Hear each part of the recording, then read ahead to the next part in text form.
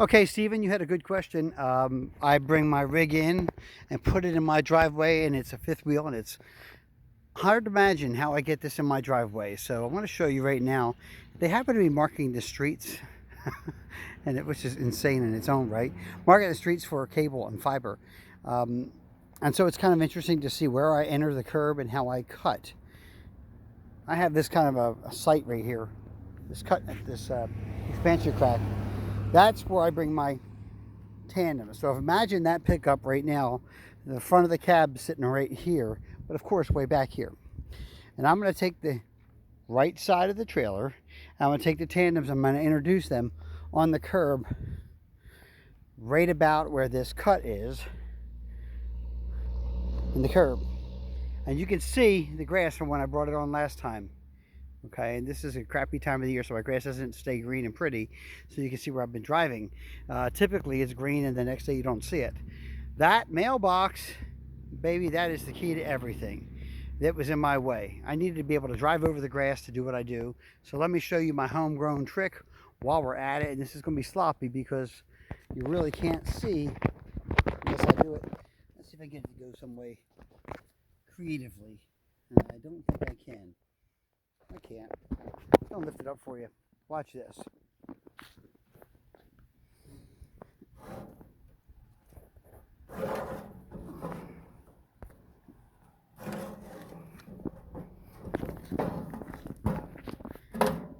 I put a 2.5-inch sleeve in the ground, and my mailbox is a 2-inch pipe. The inner and outer diameters line up beautifully.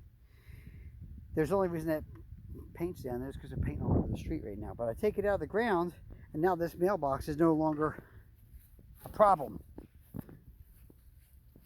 Remember Steve Madden, Janet? I'm just showing him something real fast. Anyway.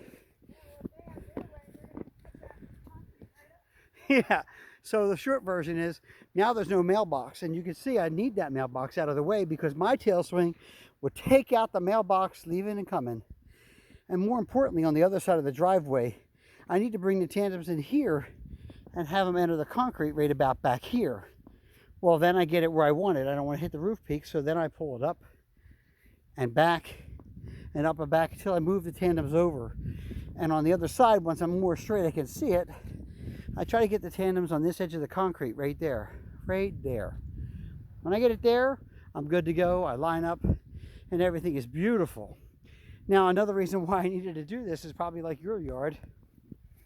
I've got to make sure the tandems don't swing in and out and take out these bushes, that light, or more importantly even, there's a pedestal for communications and electricity back here.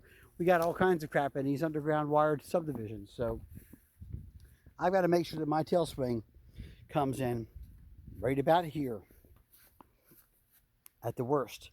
And when I leave, same thing. I can't swing out. So I drive off the curb the same way.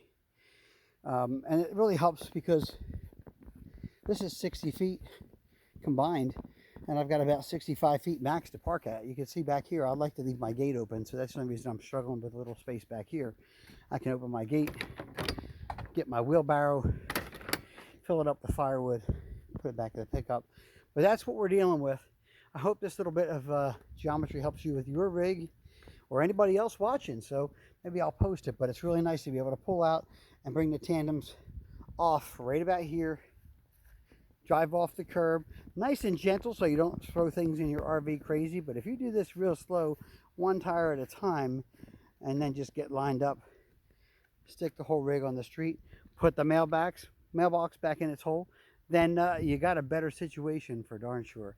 That's how we put 60 feet of rig on about 68 feet of driveway. Because without it, I'd be taking out the roof on this side, with the utilities on that side. Honestly, I don't even use my backup camera because it's kind of useless. It's where the tandems go, and looking through this mirror and looking to make sure I don't take out that roof for the upper objects. That's a big deal, not to take off that roof point. Hope this helps you.